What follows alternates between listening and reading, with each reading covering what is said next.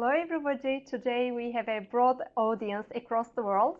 Good morning to the participants in the US, good afternoon to Europe, and good evening to the ones that are participating in Asia. My name is Demet Tunç. I'm the Council Director for Customer Experience Council at the Conference Board. Before I introduce my speaker and the topic of the day, let me update you on a couple of housekeeping rules. During the webcast, you can ask questions through the chat box at the bottom left of your screen. You can also download the presentation after it. The content will be available for you to view it also after the webcast. Please feel free to share it within your network and also with your colleagues. There will be a file download pod at the bottom of your screen, and the presentation and the webcast will be available on demand at the Conference Board website. We would be very happy if you could give us your feedback at the end of the webcast. There will be a small evaluation form. If we hear you, we will be able to further improve ourselves. By watching this webcast, you can also gain CP credits. To be able to do so, you need to stay live. You need to stay online throughout the presentation, and there will be some pop-up screens during the presentation which you need to click. All right, we are now ready to go. Welcome, Hugues. It's great to have you here with us. Hello. Let me first introduce you to the audience before we start. Hugues is the CEO of Havas Media Group here in Belgium. He's also a teacher at Solvay Brussels Schools of Economics. He's got 25 years of experience in communication agencies and is part of the WPP, Interpublic, and Havas networks, which are amongst the top 6 networks in the communication industry. He's involved in the digital industry for more than 20 years. He's a passionate leader and a follower of the digital world. Today, he's going to walk us through the challenges that today's advertising is facing, and he will give us his insights on how to save advertising. Right, Hugues? Yeah, that's totally correct. All right. So you say that advertising is under pressure. And today, as consumers, we are paying premium not to see ads.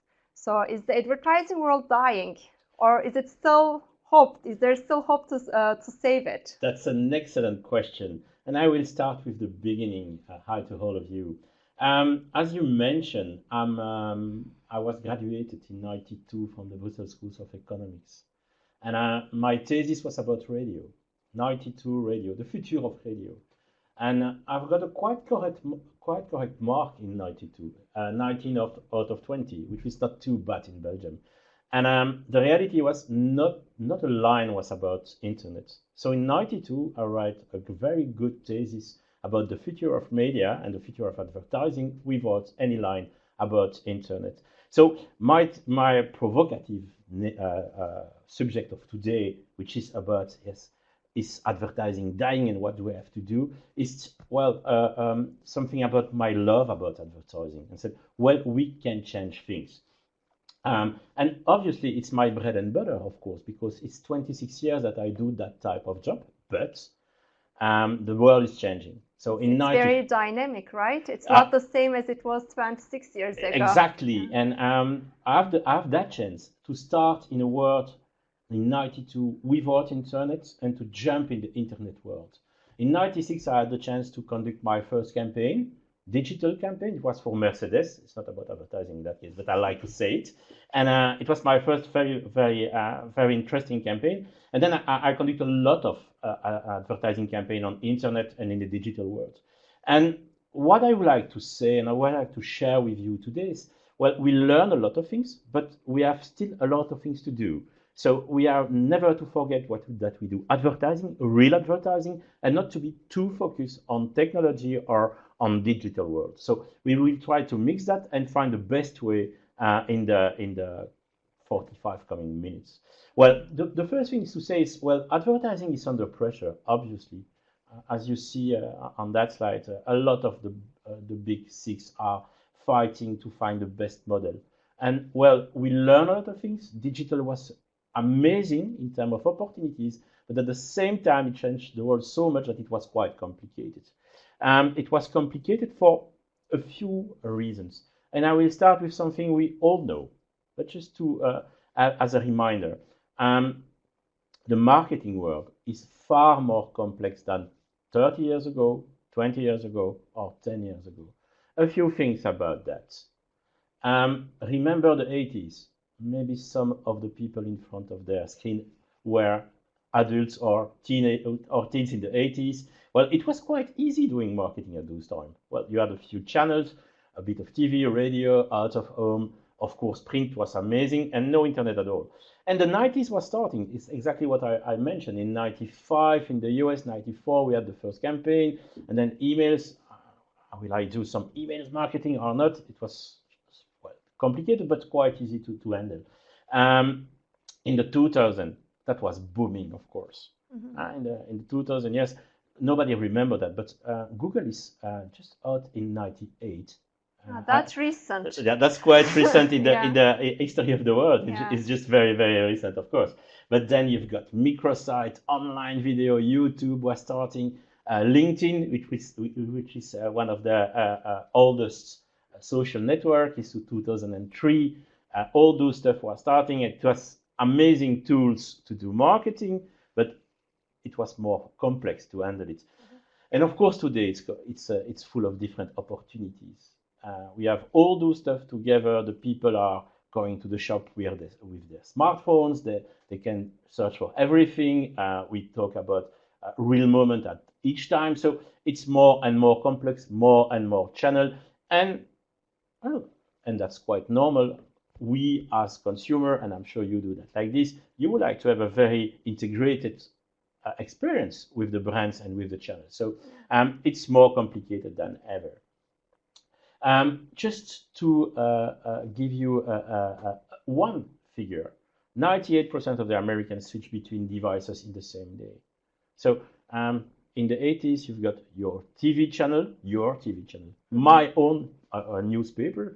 Nowadays, you switch from one to another. Yeah. You start with TV during your breakfast. Then you take your smartphone. Your smartphone allows you to see some news in the tube, and then you arrive at your job. You take your computer, and then you have I don't know, 6, 7, 8 different channels in the same day. Yeah, in the past it was all traditional media, and there were direct ways to reach the consumer. But now today the companies need to find creative ways, right, to reach to the more consumer creative and also connect with them emotionally, probably. Certainly, and we will come to that in a minute. Well, it's quite invasive. We have more and more and more channels, more and more messages. So where is it possible to be able to be well perceived by the consumer? So 98% of the Americans, I think it's quite the same for the Europeans. And if you consider the world, well, I was in Asia a few days ago. Mobile is everywhere there. So well, it's more complex than it was before. If you do business, that changes things also. Remember 20 years ago when you have to buy something. When you have to buy a car, it was quite easy. Yeah. You go to the car dealer. And if the car dealer was a good seller, the deal was done. Yeah, you would choose the color of the car, and now today you have the opportunity to compare everything. They will do a lot of other things. Yeah. You will compare, you go to the website, you go to the car dealer, why not? You will go to Facebook, you will ask to your friends, why do you choose that car? And a lot of other things. And if it's not for a car, it's for a lot of even other type of products. You go with your smartphone everywhere. You go to the shops with your smartphone. So the decision-making process is very different compared to 20 years ago, right? For the consumer. I can just agree to what you say. And then I will show you that in one with that slide. That slide, I hope. Yes, it is. in a minute or in a second. Sorry, but the idea was to show how complex it was, how complex it is today, and how it was quite simple before. Before, you have just to discover the product, you explore the capacities of the product, you buy it, and then you engage. And now you've got that quite complex, as you see on the slide. So you, at the same time, use all the channels, and that's quite complicated for the advertiser, quite complicated for the marketeers, quite complicated for the companies. So where is my potential consumer? What I have to do? So we are in a far more complex world than we were before. That's the first thing. You know that. You know that, and that's quite easy to understand. Another thing, and this one is quite amazing, is the volume of communication. That has changed in a very fast way. I don't know how many contacts we have. Do you know how many contacts we have with brands every day? Yes. I don't know, thousands, or I have no idea. Yeah, that's about thousands. You're right. Yeah. We measure that it's about 5,000 ad contacts with brands. Is it about advertising on TV, on the net, in the real world? So you have more and more contacts. But how much of it is relevant for the consumer? That's the real question. That's totally the real question, of course. But there is a very interesting figure about that. 15 years ago, your attention span when you decide to say, okay, I'm interested with that message, was about 12 seconds. Okay. You said, okay, I've got 12 seconds to understand the message. Nowadays, we are around 8 or 7 seconds. And the interesting thing, just to give you a very representative figure, do you know how long is the attention span of a redfish? I don't know. 9 seconds. It means that everybody knows that a redfish will forget everything after 9 seconds. Okay. So in that way, I just would like to mention that 8 seconds is quite short. Yes. And you asked the question very well, and we will go clearly in that direction. It's about to be representative. It's about to give the right message to the right people at the right time. And that's a part of so that they spend more than 9 seconds on. The reality is not to say each time the same thing. And the reality is, is it possible to reach those people and then they spend the needed time to understand what you like to say? But there are a few rules to do that. And that's what we will discover today. Okay, super exciting. All right. There's another thing, and that world has changed, obviously. People are ready now to pay to have media without ads. Think about Netflix. You're ready to invest about $10 to $15 a month to have a media without ads. It's the same for Spotify. And that's an amazing good news. Spotify is about all the music of the world, and you pay your $10 to $15. Yeah. So it's an amazing change of the industry at that stage. That's quite interesting because do you know how many people in 2020 will pay in the US and in Europe? How many people in percent, of course, will pay to have access to services like Netflix or Spotify? I don't know. I guess it would be a big amount, right? Yes, of course. Otherwise, I will not ask the question. We already pay a premium not to see it. No, but that's quite interesting because you have to consider the whole population, of course. It's about more than 50%. More than 50% of the people will pay for services like Netflix, Apple Music, Google Music, Amazon, all those stuff, and there are a few competitors, which is quite interesting, of course. As I said, I'm a advertising lover. It's my bread and butter, but at the same time, the people are ready to pay to have access to more interesting content, as they consider like this, without any advertising. So advertising. So will the media channels go bankrupt, or is this an opportunity for them? That's a very interesting question. They will enter in that type of business. They do that. There will also be that type of platform where you can have access in a business where you have to pay to access to those type of content. At the same time, they will continue to be amazing.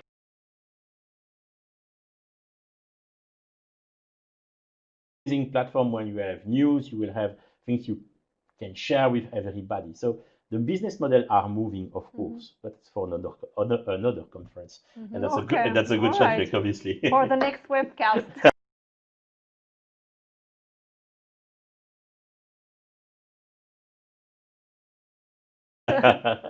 So the thing is, and that's a reality of the, I will say, 2011, 2012, people are stopping ads more and more. They have found the technology which are helping them to not to see the ads. And that's quite complicated because you ask the right question about the media owners. How is it possible to own a media without advertising?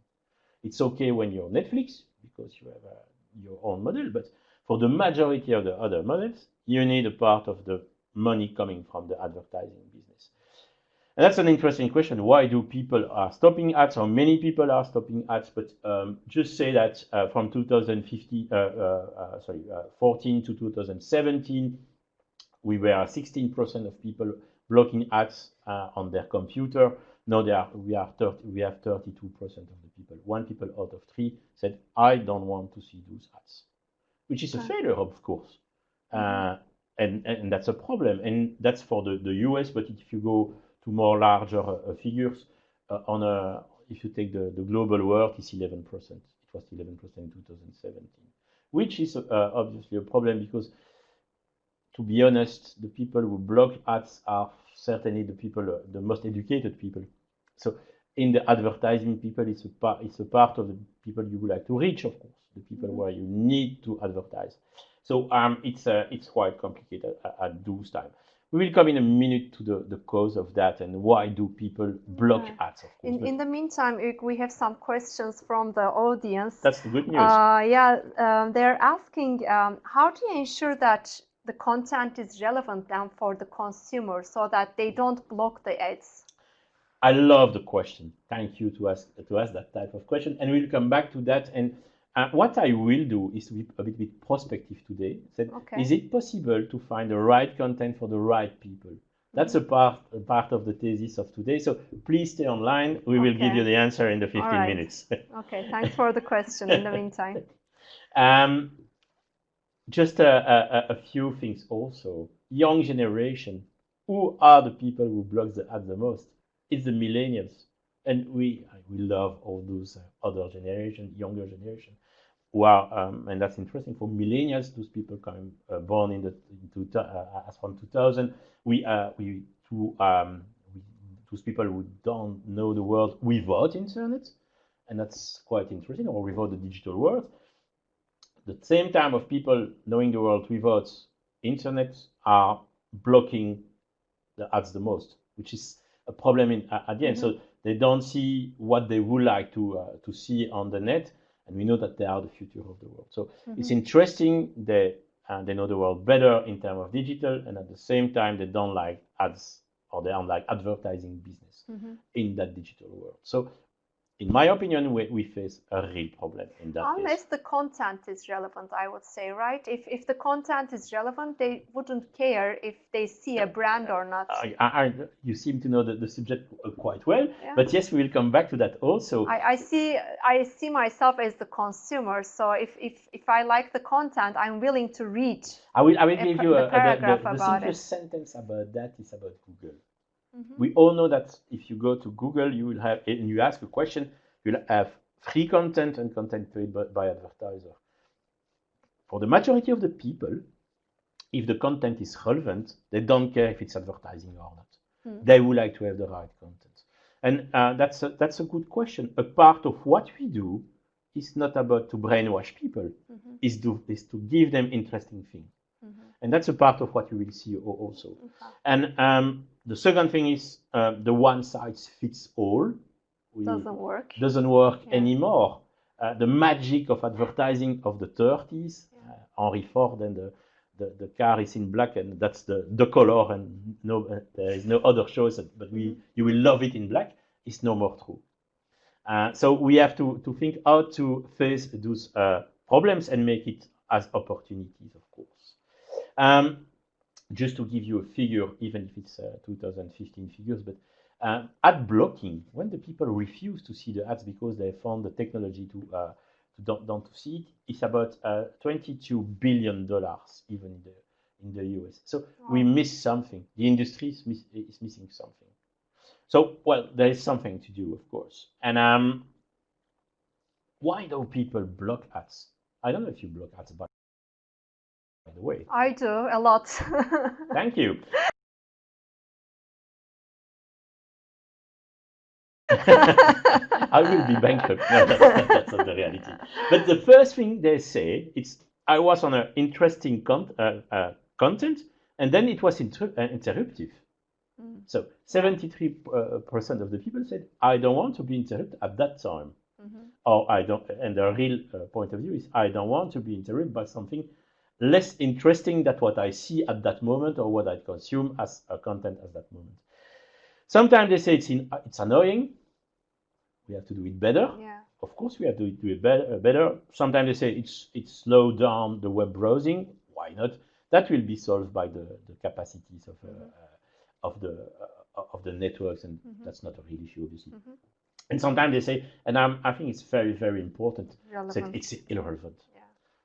Yeah. The one I think the most important one, in my opinion, is interruptive, annoying, irrelevant. Yeah. If you take that, yes, if you consume a piece of interesting media, you don't want to be interrupted.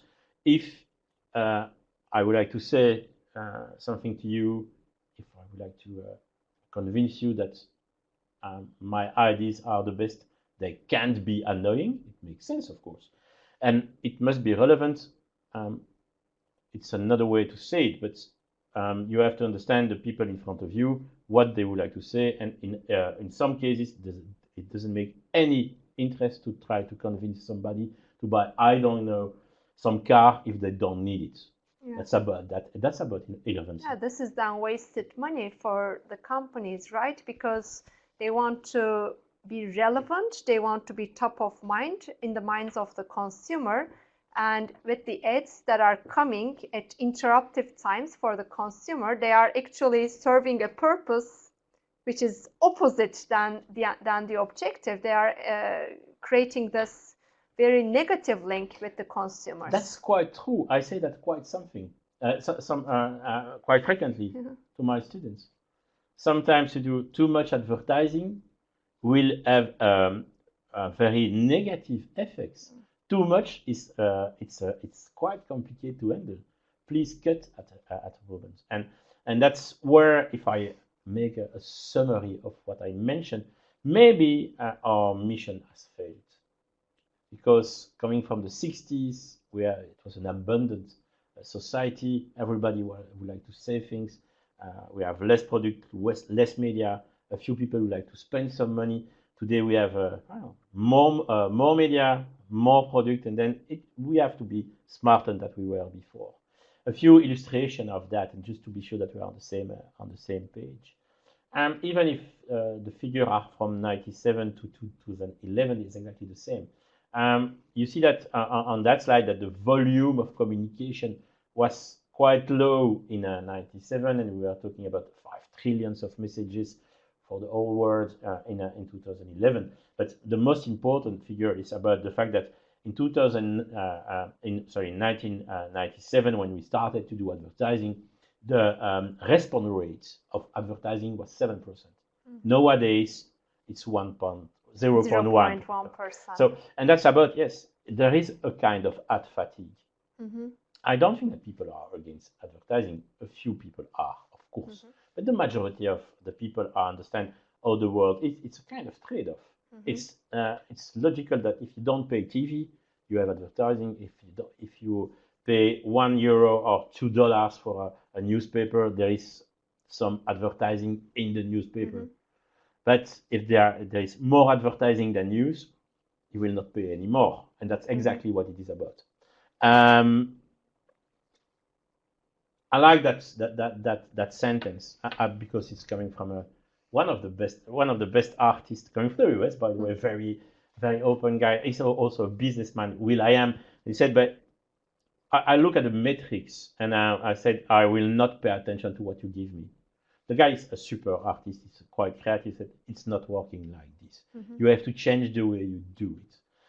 Stop not to be interesting, and that's a bit, it's well said. I don't give two shits about it. Yeah, but okay, it's a part of the world of the reality. Uh-huh. So we have to do it in another way, of course. In a smart way. In a smart way, in a funny way, in an engaging way. Yeah. Educating way. It is about that. At the same time, there was something amazing from, I will say, 2005. We have more and more and more data about the consumer, about you, about myself, but globally about the consumer. And we don't realize it as consumers, probably. I think that consumers do realize better than before. I will come to that in a minute, talking about GDPR and talking about Facebook analytics and all those things. But we give more data, and sometimes it's comfortable. If you give data to a brand, it will be to a media, certainly it will be comfortable. You will have a better experience because you give data to your newspaper, because it will be a better newspaper, digital in a way. It's the same with Netflix. Netflix is using the data to give you a better experience. You will not, the recommendation will be better because they will give you the best recommendation. Okay, we had access to all those things, and artificial intelligence is analyzing a lot of things. Obviously, we are able now to understand your voice, to recognize you. If you take a picture of somebody, after 1 minute on my smartphone, said, would you like to send that picture to that people? And it's working quite perfectly, so we have access to a lot of things. We know where you are. All those things are there. So, but these are all good things, I would say, because it gives clarity on the user experience, on the customer experience, right? For the companies. Totally right. If you use it in the best way, it's totally right. It's the best way to do it. I'm not sure we have done that like this till now, and we will come back to that also, to a few rules that we can use to do it in the best way. Because remember the first time you went to do that website where you can buy some shoes, and said, wow, those red shoes are amazing. And after that, during the six last month, you had red shoes ads everywhere you go. It's not the good way to do advertising. In the real world, we don't do that like this. So what I mentioned is, well, we have access to data, we have access to practices, technical practices, we are quite good, but at the end, we're still serving generic intrusive ads. That's not the good way to do it. It's not the best way to have a better experience for our clients. It was invasive, interruptive, and irrelevant. So exactly what the people mentioned at the end. And sometimes it's maybe because it was so easy to use techniques coming from the digital world, but not thinking at it as a real advertiser. So that's a part of the thing we have to think about it, or the realities. And yeah, I'm sorry about that thing about data, but if you live in Europe, and if you live outside Europe, you're quite lucky about that. But we have a new regulation about which we call GDPR, Global Data Protection Regulation, which means that it's more complicated to use data, which is maybe a good thing, obviously, because well, it was a mess. Now we try to do it in the best way. Once again, I say one thing: if I'm a media owner or a brand, and if I'm a consumer, it's a trade-off. If I'm the consumer, I give you some info coming from my data, information coming from my data, because I would like to receive something in response. And I will have a better experience, or I will have a better opportunities coming from the brand. But that must be right, and it's about balance. At the same time, I will not come back too long on the Cambridge Analytica, but we all know that it's close to a lot of quite interesting subject, even politics in that case. Well, data could do a lot of things. So I think that you have to be better, to be more ethical if you like to continue to have to generate great experience, to be positive for the brands. That was my point at this stage. Last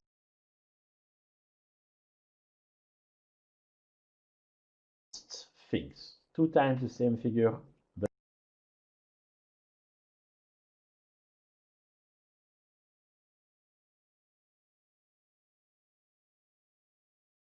not with the same reflection. Brands, obviously, a lot of them do a lot of efforts to give content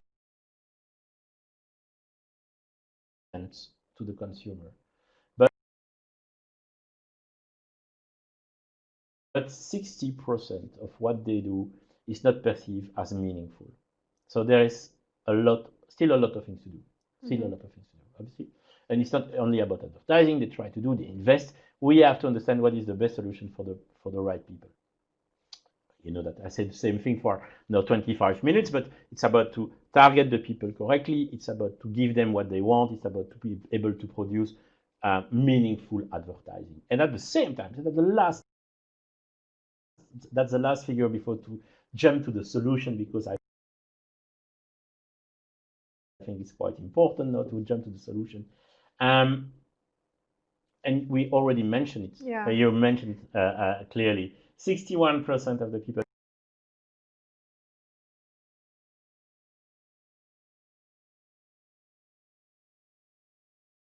said, as long as the content is good, I'm okay. Yeah. I don't care if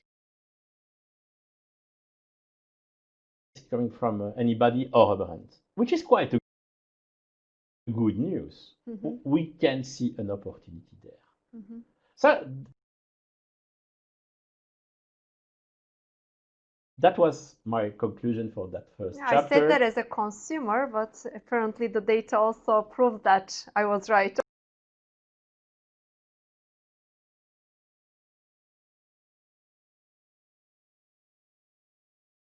Okay, good. So I don't know if you remember when the advertising business started. I will say in the mid of the 19th century.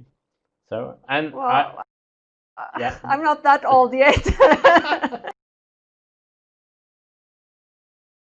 No, but everybody thinks that the advertising was starting in the mid of the 20th century in Madison Avenue. We are always seen Mad Men and all those guys, but it started before. My point here is, after 180 years of existence of business, we are at a very crucial moment. It's evolving. We have to do something, and that's exactly my message. There is no time out, no second chances.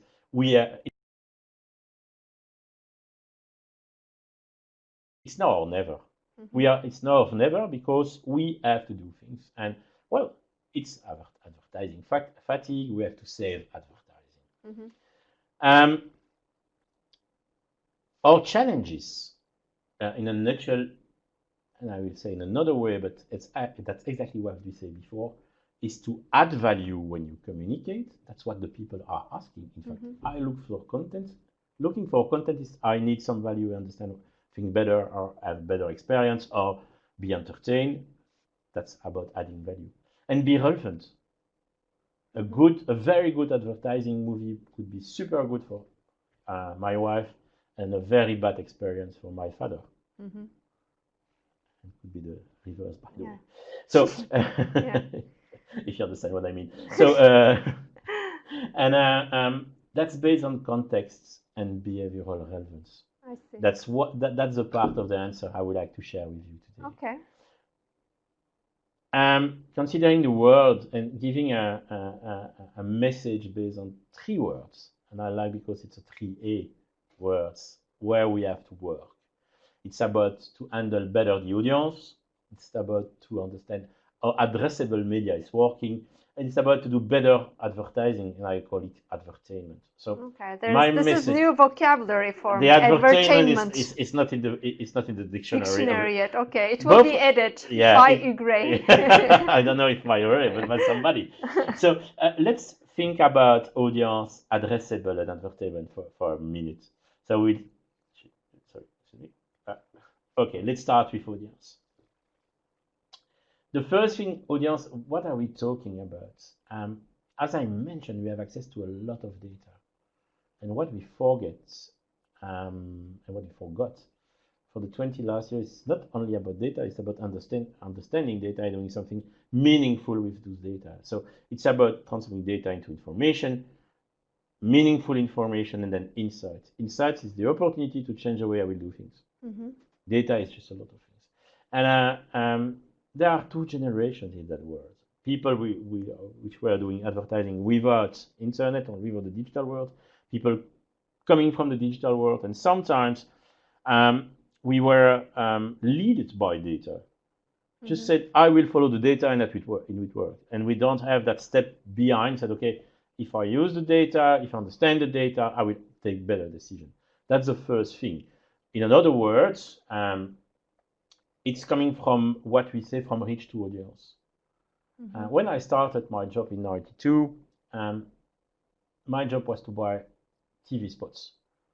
And they said, well, you have to reach PRP, Principal Responsible for Purchases, 1844. Yeah. Okay, it's a lot of people. Yeah. And by the way, everybody was thinking, that's woman 1844, which is not totally true. Which was based on demographics. Good demographics, which was not too bad, but it's a lot of different people.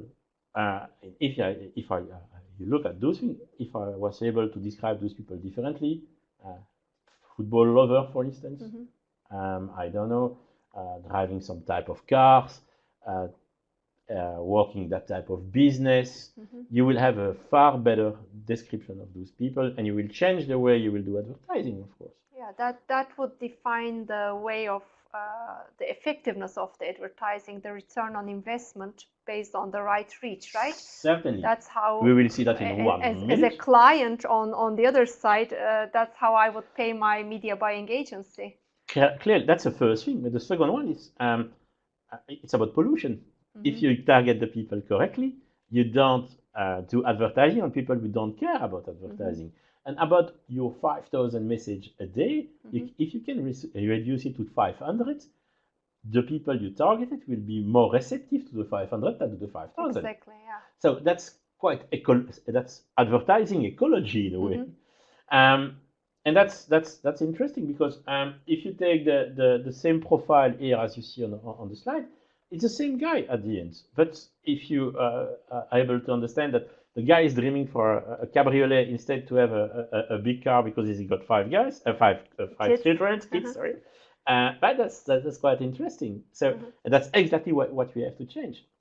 It was complicated in the 80s, the 90s, or even in the starting of the 20s. But now it's possible. We have access to more and more data. We have just to think in that direction. And that's coming from a socio-demo to persona. Ability to describe who are those people. That's just an example in that case. As you see, it's about travel. And travel is amazing. Majority of people are traveling, a big majority of the people. It could be business, leisure or pleasure. Sometimes you travel for business, and you travel for business for 2 days, and then the weekend you stay where you are and that's interesting. That's not the same type of people. So if we have to describe that on top of the socio-demographics, we will do advertising in a total different way. Not using the same media, not using the same message, not using the same way to tell the story. We'll do just to be sure that we are on the same page, and I will do that with you. So that's quite funny, and with you all around your screens. But let's go a little bit further and just socio-demographics. So I will describe two guys. So here there's a quiz question. Yeah. So I would ask the participants to join us online and send us their responses to this question, and let's see who got the right answer. I will describe them slowly, so you have time to think about them. So the first guy is born in 1948. He was educated in the UK. He's married 2 times. He's got 2 children, quite famous. He's successful in business and he's quite wealthy. Okay. And guess what? The second guy is born in 1948, grew up in the UK, married 2 times, 2 children, successful in business and wealthy. So what I would like to ask you is, who is the first guy? Who is the second guy? Do we I have don't know. any answer? Any responses from the audience? Who do you think this person is? Born in 1948, grew up in the UK, married for the second time, two children, successful in business, and a wealthy guy. Who could this person be? Somebody says, is it a pop star? The second one is a pop star, yes. Not the first one. Okay, I've got only one guess from the audience, so I don't Okay, know. but that's not too bad. Okay. What do you think, Demet? I The don't know. first It one. could be anybody. It could be a friend of Okay, mine. just to to make the story not too long, but the first person is from the royal family. Okay. Well, it's Prince Charles. Prince okay? Charles, yeah. Charles, yeah. see- I've got three responses: Sorry. Prince Charles, and Charles. Okay, and that's quite interesting. It's about the second one. That's Ozzy Osbourne. That's Ozzy Osbourne, and All that's right. quite interesting. That to say that Prince Charles and Ozzy Osbourne has got. If you describe them like this, it's exactly the same. So this is not based on demographics then. If you want to do an effective edge, if you target these two profiles based on the demographics, you waste your money. Yeah, Probably. That's probably yes. Maybe they love the same things, but I'm not. I will not. I'm not sure about it, of course. Yeah. So that was just an opportunity to say demographics is super important, but if you're able to do your job better, to describe them, to talk about your targets better that you do, is going better. If you know that, and that will be the next question or the next opportunity to say, is it possible if you consider a crow or if you consider the global target, just to select the people you would like to reach? And that's where we talk about, I will go from reach to audience. I will be able to understand the people better, and on top of that, to reach them better. And that's my second point, addressability. The media is changing, obviously. We've got opportunities.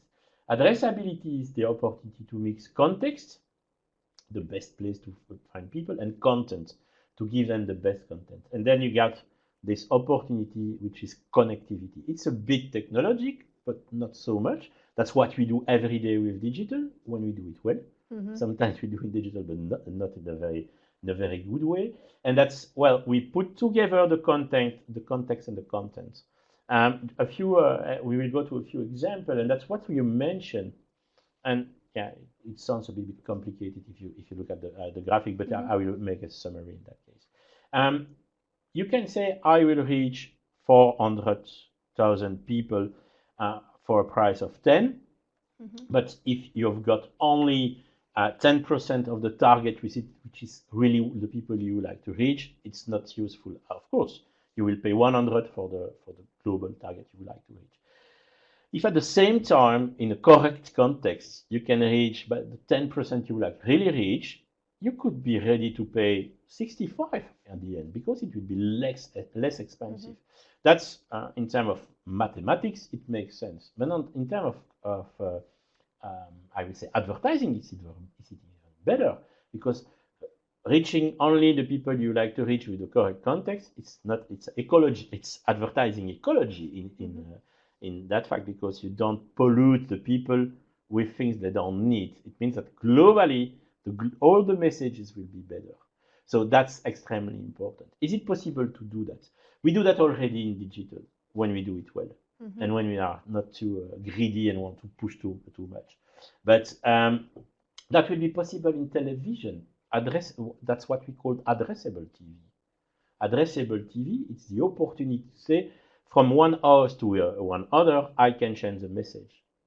And we do that because we've got set-top box. So all the things we can collect from the people in front of the TV, or from their internet connection, or from their mobile connection, and we know that everything is connected, will help us to take decisions. So we will have a version A of the spot, of the TV commercial, a version B of the TV commercial, and you will not broadcast another one. So you will decide to reduce your volume. And that's working more and more nowadays. Okay. So that's a great opportunity, but it means that at the same time, you need to understand your target better. If you don't understand well, you will have a very basic way to do it. That's not useful. Okay. I've got a question from the audience, Hugues. They're asking if TV is still going to dominate the big bulk of the media spending. That's a very, very interesting question. I will answer with a few figures. 80% of what you will see, what you consume as media in 2020 is TV and internet globally, or TV on internet. But globally,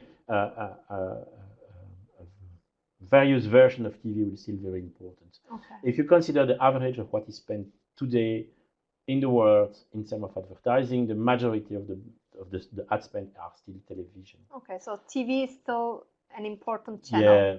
Yeah, it's still a very, very important channel. Okay. But, and that's where it's interesting, we have to make an evolution of television. Mm-hmm. So it's more addressability, it's more dedicated content, it's more and more channels, it's about what we see about Netflix, but it's still something important. It's still something in the family, still a place where you will see very important things. Let's think about the World Cup or all those events. It's also about, well, we produce more and more content than ever. Mm-hmm. It's a quite good experience, by the way. Mm-hmm. We all know that it's a better experience to see, I don't know, House of Cards on a big television than on your smartphone. All those things are still true. And the question is quite true because there are a few good books from the starting of the, well, I will say the 2002 about the 30-second advertising is dead. It was about the TV is dead and the 30-second advertising is dead. And there are two questions in the same sentence. Yeah. So TV is not dead, 30-second is not dead. Yeah. So that's about that point. But that's a good question, of course, when you have to face that. We will not use the. I've got a short video, but you will not use today. But just an example: Coca-Cola was working on a program for years now, which share a Coke with somebody. Mm-hmm. So that was you got your name on the bottles, and they were able to do with 4D 4 million personalized TV ads with your name. So. Wow. That was a very interesting and funny way to use television as a mass media dedicated to people. Mm-hmm. So and you have just to say, I would like to send that ad to my friends, and the television, well, the system was working on television. Mm-hmm. So it's dedicated, it's entertaining. So that was a part of what you like with to an do. Emotional connection. Yeah. An enormous emotional connection. Yeah. Of course, that's why it's huge, of course, because when you feel rich and well by the content, you will stay in front of the content, you will react, you will share that, and it's what we call earth media. You will tell the story to other people in other medias. Mm-hmm. So that's exactly what we like to do. Okay. Just an example, and the slide is in Flemish, just to remember that we are in Belgium. But, we have done just experience now for 1 week in Brussels airport with Deco, so it's out of home, and BNP Paribas Fortis, a bank, where we change the content of the out of home panels in the airport according to out of which flight you will take in the airport, which means that if you're coming from Turkey, we will change the message coming from BNP Paribas Fortis, said, okay, that's the price of euro, that's where you have to phone, and we cross a lot of data to do that. So we check where your flight is arriving, really, not theoretically. Mm-hmm. And we all know that sometimes there is some few differences. Yeah. Where is the gate? What is the language? It works for all the flights. Mm-hmm. So are you coming from Tokyo, Turkey, I don't know, Zimbabwe? We are able to change the panels, and that's exactly what you mentioned. We are talking to you. So that's about emotion. Mm-hmm. So it works also like this, and it means it's not only about TV, it's also out of home, it's digital, it will be radio when we have access to data. Okay. That's where we access to the last part of what I would like to share with you, advertainment. Advertainment is doing better advertising. Just an example, a very short one, and yes, it's one of the US, and once again, it's out of home. The panel as you see on the slide, was able to check all the cars. So, and the panel has got camera. They check all the cars behind the panel. They've got artificial intelligence. They said, oh, that's an Evoque, so a Range Rover. So when you get down the panel, they said, hey, you driving the Evoque, you have to, why don't you try the Lexus? Wow. Once again, But it's talking to you. are people aware that artificial intelligence is touching them That's continuously in a daily routine? Oh, that's a very good question. It's also a good subject about artificial intelligence. But we 33% of the people said that they are reached by artificial intelligence in their real life, and the reality is that 70% of us are reached in a way or another by artificial So people are not aware. Not everybody is aware. No, and then it's even worse than that. Among the 33% said, I know perfectly artificial intelligence. They don't understand that artificial intelligence is changing a lot of things, changing the price you pay, changing what you will receive as communication, changing the content you see on your television. That's so. Well, the 10 coming years about artificial intelligence will be amazing. Obviously, will be amazing. Obviously, my last example, and it's to conclude, is a short movie about a series, quite a bit controversial, provocative series about the young Pope. But we decide, BATC, which is one of the agencies of the group, decide to promote the series, and we use artificial intelligence to understand what people were saying on the net and to give them an answer. So you will see what's happening, and we can maybe launch a video in that case. Okay, launch video in that case. There's a new Pope in town, His Holiness Pius XIII, and he has his own series on Canal+, The Young Pope.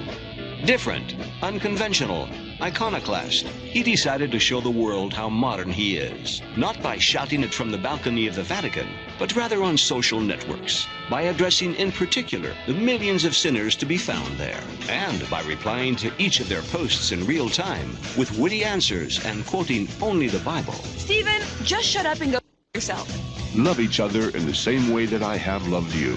John 15:12. Trump just called Clinton a nasty woman.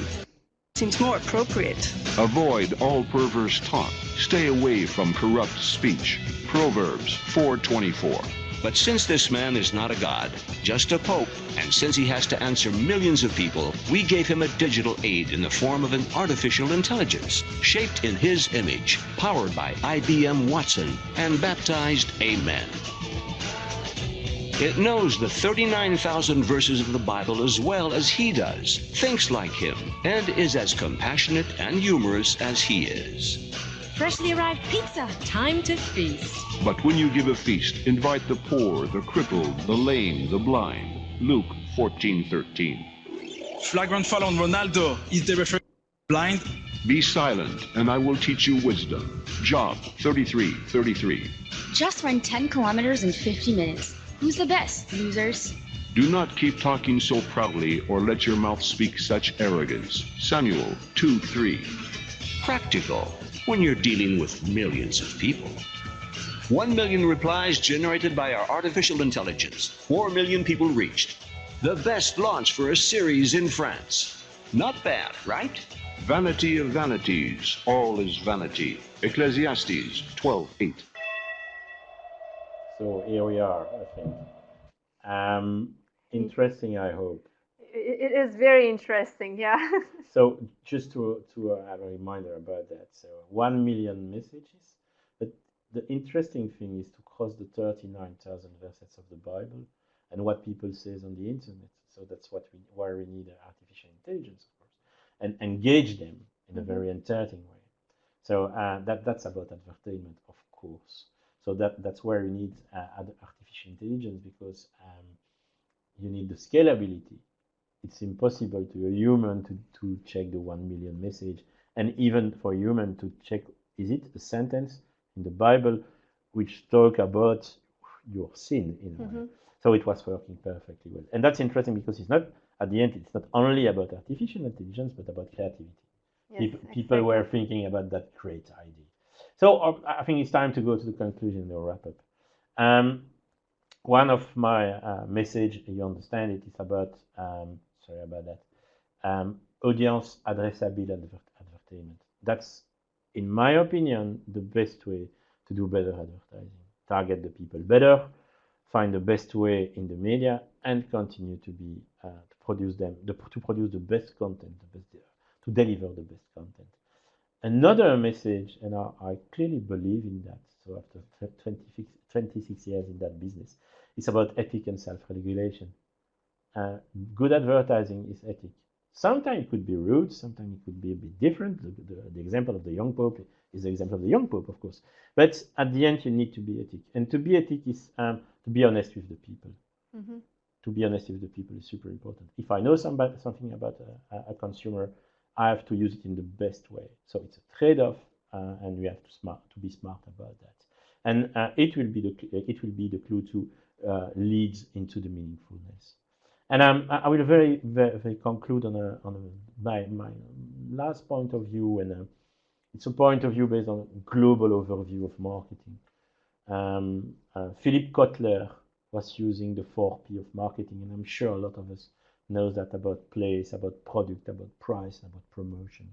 That's dead, or not yet? No,